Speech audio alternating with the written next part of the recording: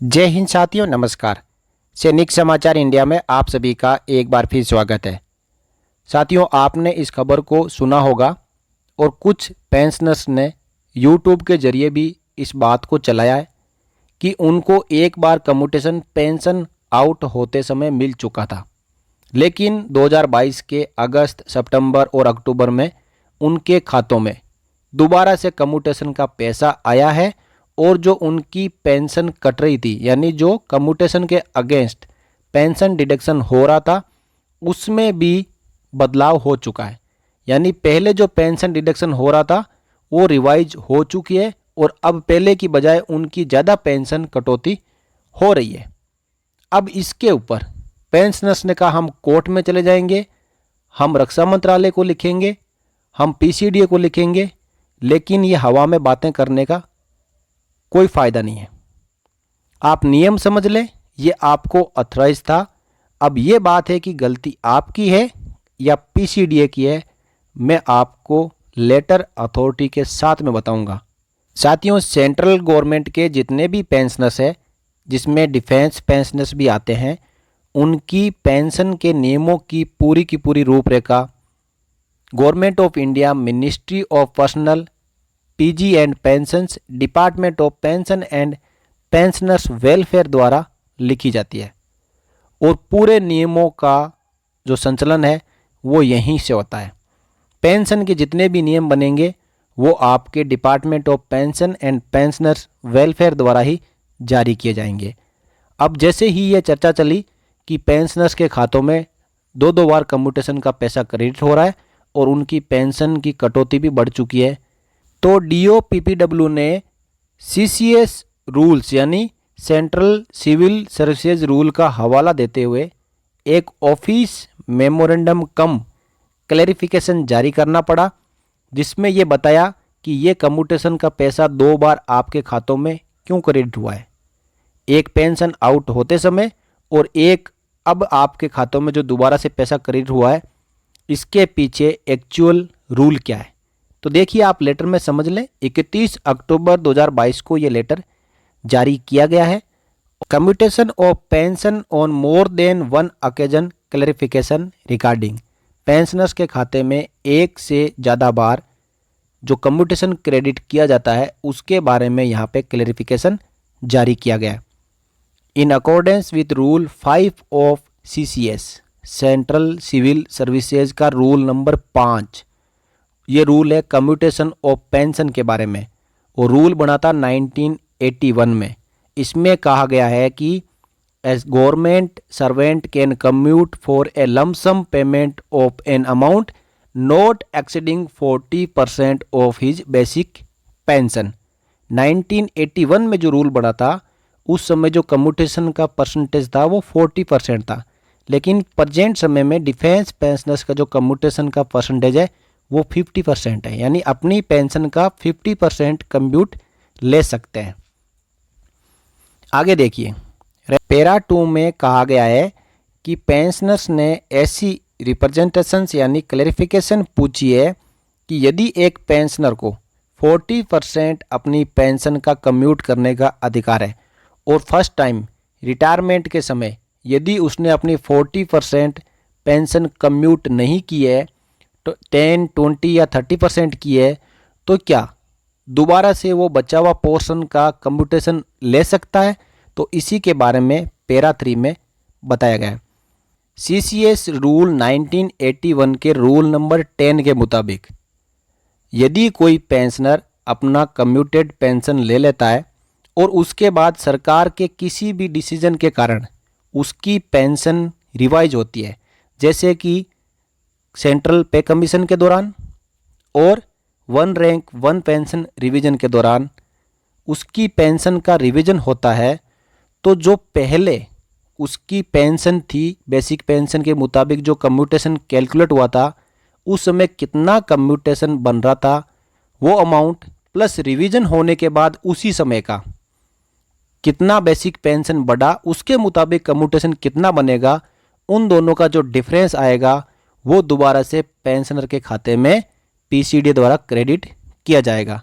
साथियों, मैं डिफेंस को लेकर यहाँ पे बात कर रहा हूँ क्योंकि ये जो रूल है वो सभी सेंट्रल पेंशनर्स के लिए है, लेकिन फॉलो यही रूल होता है, इसको ministry of defence, department of ex serviceman welfare adopt करते हैं और उसको डिफेंस पेंशनर्स के लिए भी लागू करते हैं।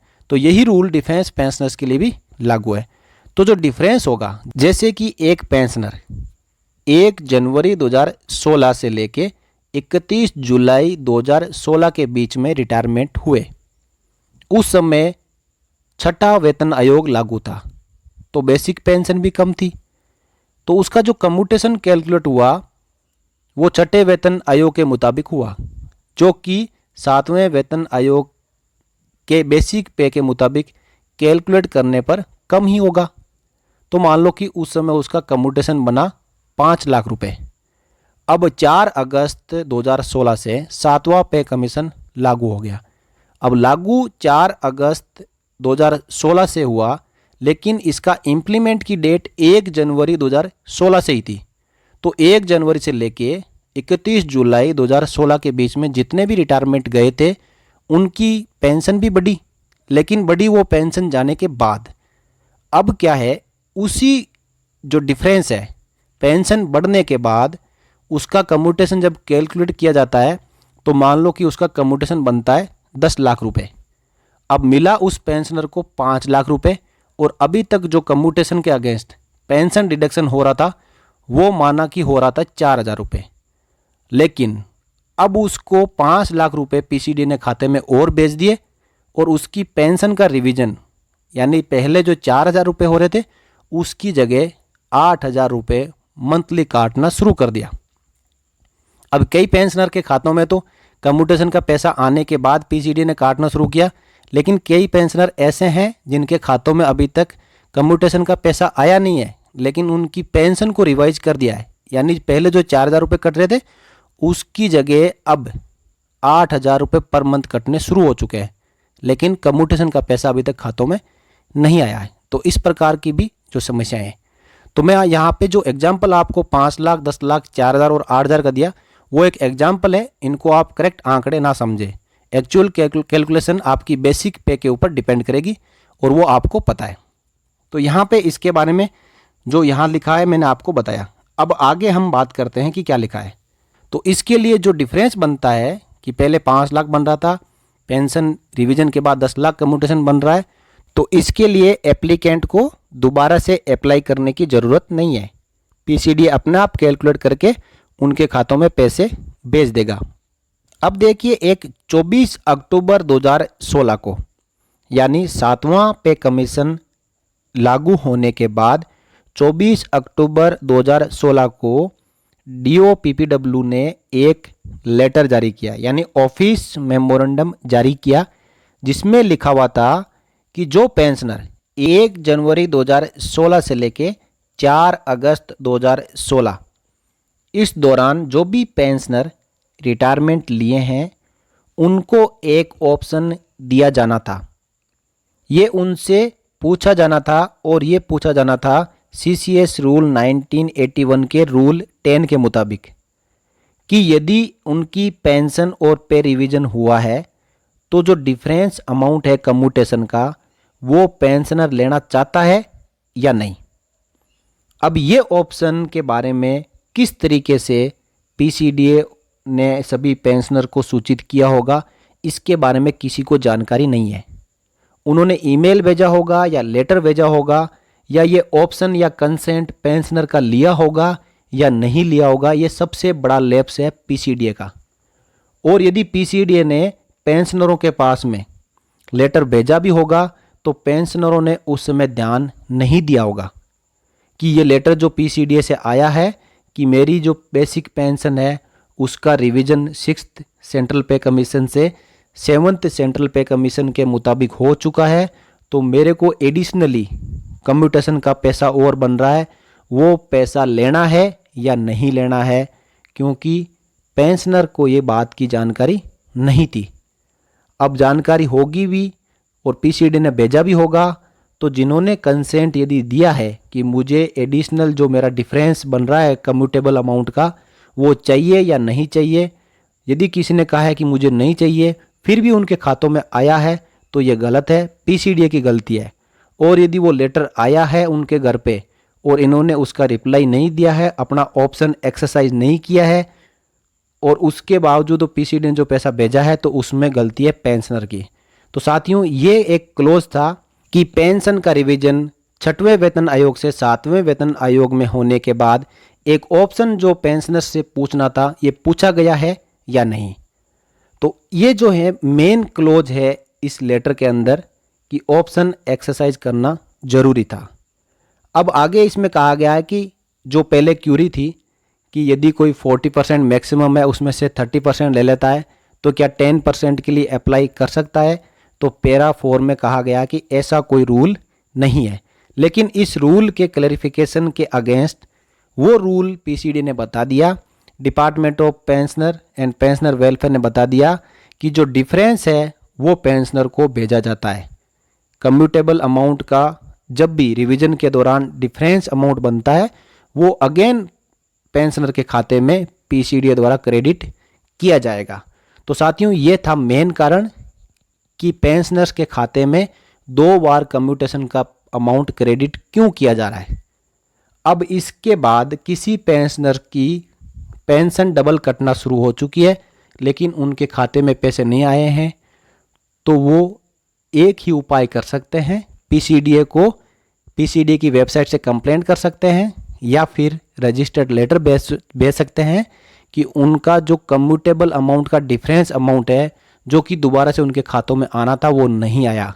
साथियों अब यदि कोई पेंशनर बोलेगा कि मुझे कम्यूटेशन नहीं चाहिए तो अब वो ऑप्शन एक्सरसाइज नहीं कर पाएगा।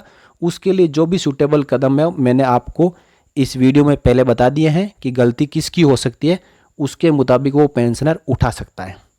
तो साथियों ये वीडियो समझाने का मेन मकसद मेरा यही था कि जो हवा में बातें चल रही है कि नियम के मुताबिक कोई क्लैरिफाई नहीं कर रहा है कि ये डबल अमाउंट आ रहा है, क्यों आ रहा है, कम्यूटेशन का दोबारा पैसा क्यों आ रहा है। तो यहाँ पे मैंने कारण भी बताया, उपाय भी बताया। साथियों ये जानकारी आप सभी पेंशनर्स के साथ में शेयर जरूर करें क्योंकि यदि ये बात क्लियर हो जाएगी तो पेंशनर के दिमाग में एक जो टेंशन चल रहा है वो दूर हो सकता है। जिनके खातों में पैसा आ चुका है वो अब कुछ नहीं कर पाएंगे, लेकिन यदि कोई 1 जनवरी से लेके 4 अगस्त 2016 के बीच में रिटायरमेंट हो चुके थे और जिनको अभी तक जो डबल कम्यूटेशन का पैसा आना था वो नहीं आया है तो अभी भी वो ऑप्शन पीसीडीए को भेज सकते हैं कि मुझे ये जो एडिशनल कम्यूटेड अमाउंट है वो नहीं चाहिए। इस वीडियो में इतना ही साथियों। इस लेटर की पीडीएफ आपको इस वीडियो के डिस्क्रिप्शन में मिल जाएगी, वहाँ से आप डाउनलोड कर सकते हो। तो साथियों वीडियो को लाइक करिएगा और ज़्यादा से ज़्यादा शेयर करिएगा। चैनल के साथ आप बने रहना चाहते हैं, लेटेस्ट खबरें पाना चाहते हैं तो आप चैनल को सब्सक्राइब करके घंटी का बटन ज़रूर दबा लें और नोटिफिकेशन में ऑल पे क्लिक कर लें ताकि जो भी आपसे जुड़ा हुआ वीडियो इस चैनल पर पब्लिश हो उसका नोटिफिकेशन आपको तुरंत मिल जाए। तो मिलेंगे अगली वीडियो में इसी प्रकार की एक और लेटेस्ट अपडेट के साथ। तब तक के लिए जय हिंद, जय भारत, वंदे मातरम।